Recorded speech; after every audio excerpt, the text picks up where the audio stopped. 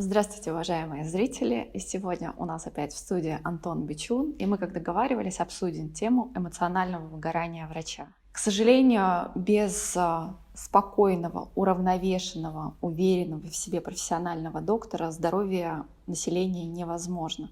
Поэтому считаю важным поднять эту тему. Антон — эксперт в области медицинского общения, кандидат медицинских наук, доцент кафедры скорой медицинской помощи университета имени Мечникова, города Санкт-Петербурга. Добрый день.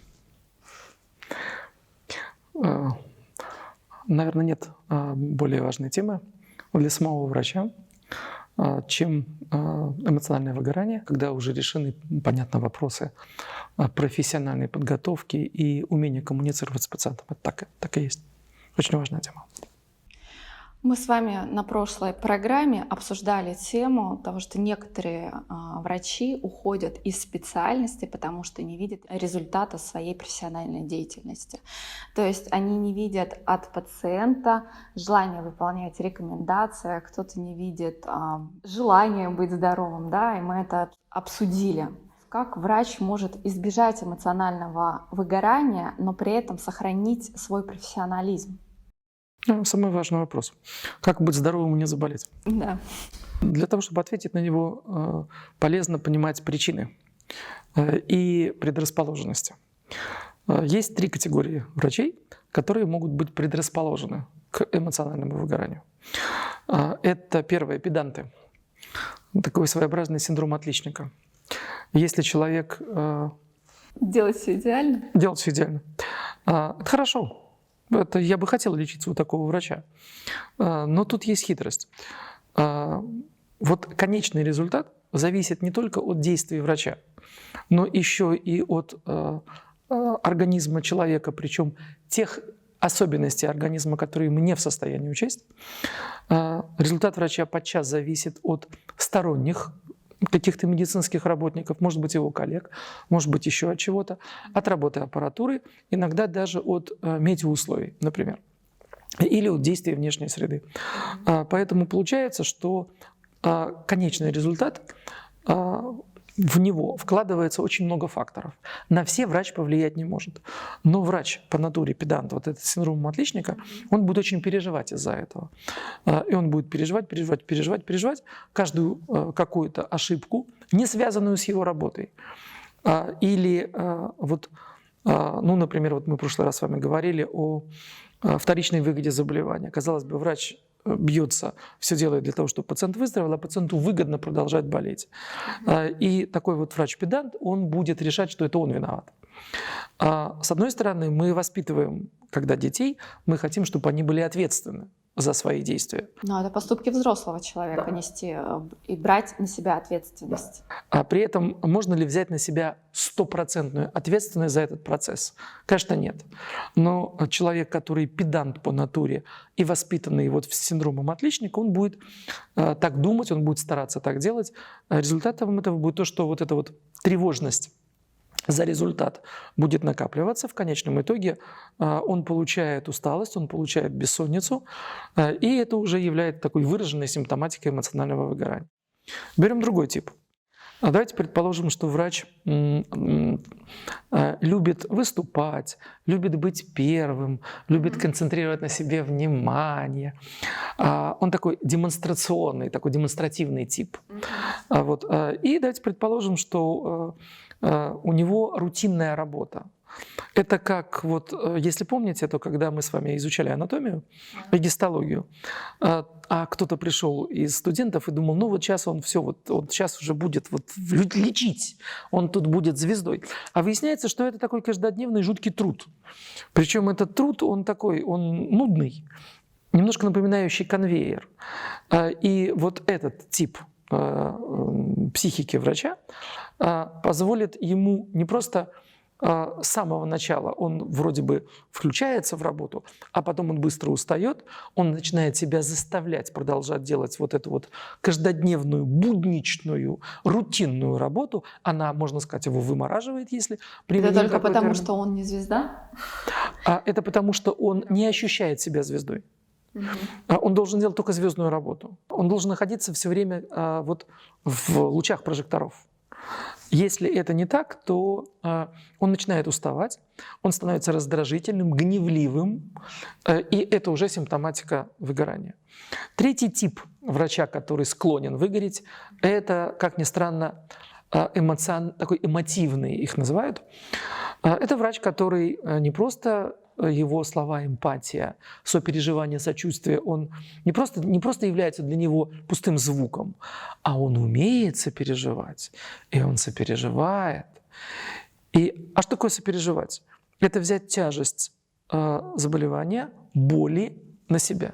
Ну вот по поводу сопереживания могу я немножко не согласиться. На мой взгляд, это уже переживание, когда мы берем боль на себя. Сопереживание — это когда мы сопровождаем пациента, понимаем, как ему плохо, поддерживаем его, но при этом мы стараемся не брать на себя вот эту вот тяжесть ответственности. Это кто-то старается не брать, а кто-то очень даже берет. Обратите внимание, вы сейчас говорите как человек, у которого есть этот механизм. Но да, я действительно очень сильно переживаю, особенно касательно сложных пациентов, когда я хочу помочь, но не могу помочь. И все-таки я работала на скорой помощи и видела очень тяжелые ситуации, когда приезжаешь там в семью алкоголиков, и где там отец там в маленького ребенка кидает тяжелым предметом. Это, я даже не могу описать, какие ощущения приходится испытывать в таких случаях. И ты же не можешь взять этого ребенка и забрать оттуда. Ты можешь только сообщить. Конечно, эта работа очень тяжелая, врачебная. Мы работаем с болью, иногда с пациентами, которые неизлечимы, испытывают сильную боль. Но в том и заключается профессионализм, чтобы учиться немножечко от этого отстраняться. То есть я так и поняла, что это как раз вот та категория пациентов, которые берут на себя вот эту боль. Врачей. Та категория врачей, да. Да, это та категория врачей, которые берут боль, и какое-то время они могут с этим справляться, потом устают, возникает цинизм медицинский, и интересно, что они от вот таких сопереживательных, сострадательных врачей переходят в разряд бесчувственных врачей.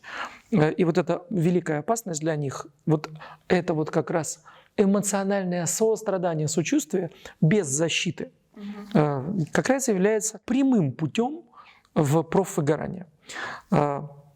Плюс очень высокий градус ответственности в медицине. Это понятно, как ни в одной другой специальности. Накладывает некоторый отпечаток на процесс выгорания. Поэтому среди вот всех специальностей, которые вообще в мире есть, врачебная специальность относится к одной из самых таких вот тяжелых. Наверное, на уровне диспетчеров, которые работают в аэропортах. Да. Но мне кажется, еще учителя находятся в подобной ситуации, когда они несут ответственность за жизнь детей, за их обучение, воспитателя.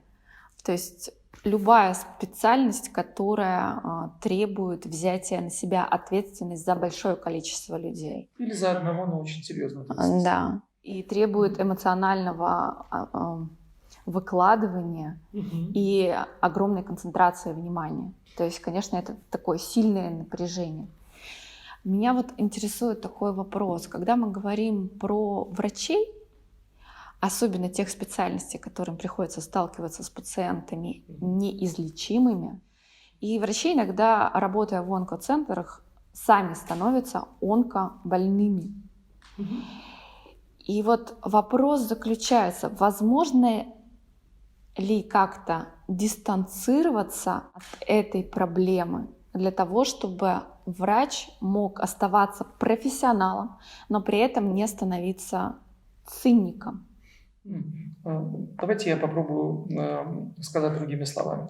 Как продолжать сопереживать, а при этом, чтобы какая-то часть моего организма осталась не затронутой этим сопереживанием, где бы я оставался с холодным рассудком, где я мог бы принимать решения именно те, которые нужны, где бы я оставался, можно сказать, безэмоциональным. При этом я бы продолжал сопереживать, и мой пациент видел бы это и чувствовал, что я очень сопереживаю на доктора. Вот возможно ли это? Ответ – да, возможно. Самое интересное, что ответ, вот как это получить, кроется очень часто в практики. Мне пришлось как-то подумать о том, как достичь такого состояния. И я вспомнил, как это получилось у меня. Мне как-то пришлось оказывать помощь близкому человеку. И Самое тяжелое. пока я оказывал помощь близкому человеку, я заметил, что, вернее, как в том момент, когда я оказывал помощь, я был просто врачом. И я не понимал, кто передо мной. А вот когда я уже закончил оказывать помощь, вдруг меня накатило, что это же мой близкий человек. И самое интересное, что вот ровно после этого для меня не было никакой проблемы с точки зрения, с одной стороны, сочувствовать, сопереживать, а с другой стороны, оставаться внутри, можно сказать, интактным, если говорить медицинским языком, незатронутым. И тогда я начал спрашивать врачей, которые, проработав там 15, 20, 25, 30, 40 лет, сохранили вот это вот, с одной стороны, умение сопереживать, сочувствовать, прямо вот с пациентом быть, то, что называется, на одной волне, а с другой стороны оставались внутри очень холодными и рассудительными. Я их стал спрашивать, не было ли у них такого события в жизни. Выяснилось, что практически каждый мне рассказал, что да, знаете, у меня вот было, и описывал мне практически слово в слово то, что вот я вам рассказал. Из этого можно сделать вывод, что, либо событие такое возникает само по себе, либо существует просто упражнение, которое позволяет одновременно быть, условно говоря, думать о двух вещах. Женщинам это проще, мужчинам немножко посложнее. Но если, тем не менее, доктор может позволить себе, условно говоря, частью мозга сопереживать, сочувствовать, а чтобы другая часть его мозга в этот момент времени оценивала, что он делает, что он говорит, а как он говорит, вот тогда это возможно. Тогда получается, что это возможно. И для этого существуют упражнения, которые, собственно, занимают примерно от 2 до 3 часов обучения, после чего с высокой вероятностью становится возможным, по крайней мере, можно сказать, иммунитет против выгорания, связанного вот с избыточной эмпатией. А упражнение заключается в том, что желательно как раз вот научиться думать одновременно с 2 точек зрения. С точки зрения себя и с точки зрения, например, наблюдателя со стороны. Предположим, как вот сейчас мы с вами разговариваем, и если бы я так умею, но представьте себе, что вы могли бы оценивать, как мы с вами разговариваем, вы мне какие вопросы задаете, как я вам отвечаю, глядя на это со стороны. Глазами стороннего наблюдателя, безэмоционального, который просто слушает, ему просто интересно, он никоим образом эмоционально не затронут. Вот когда такая часть появляется в голове. Но это же вот то, о чем вы рассказываете, это описывают йоги. То есть наблюдать со стороны, это называется находиться в состоянии присутствия, осознанности. Вадим Зеланд, говорит про то, что нужно проснуться и наблюдать. То есть абсолютно то же самое. Об этом же говорят спецслужбы, что нужно воспринимать все осознанно и всю ситуацию видеть. И это же состояние потока, то есть когда ты находишься в процессе. То есть, по сути, врач должен тренировать осознанность у себя своих действий. Состояние потока немножечко другое, когда ты весь полностью погружен в один процесс. Вот это состояние потока. А здесь как раз идет разделение доминант. Я поняла. Здесь как раз взгляд со стороны. Однако, тем не менее, вы правы. Практически все хорошие практики, которые учат управлять самим собой, внутри в себя включают как раз это умение одновременно смотреть на себя и внутри системы, и смотреть на себя со стороны, как бы вне системы. Мне сразу вспоминается сказка барона Мюнхгаузена, где он сам себя вытаскивает за волосы. Любимая тема. Да, вот я когда был ребенком и читал его, не понимал это. Ставший врачом и занимаясь темой профвыгорания, я понял, что ответ-то вот он. Кстати, Гиппократ говорит нам в этом смысле: доктор, помоги сам себе, вылечи сам себя. Да, вы высказали абсолютно правильную вещь. В большинстве практик управления собой есть эта тема. Более того, на самом деле хороший переговорщик делает это практически всегда. Спасибо огромное, Антон, что вы нашли для нас сегодня время. С вами были Ольга Еременко и Антон Бичун. Спасибо огромное за внимание. Подписывайтесь на мой канал, задавайте вопросы под видео. Здоровья вам и вашей семье. До свидания. Император Диоклетиан после 20 лет успешного правления, завоеваний, всяких разных реформ, бросил все и уехал в деревню. Злые языки сказали выращивать капусту.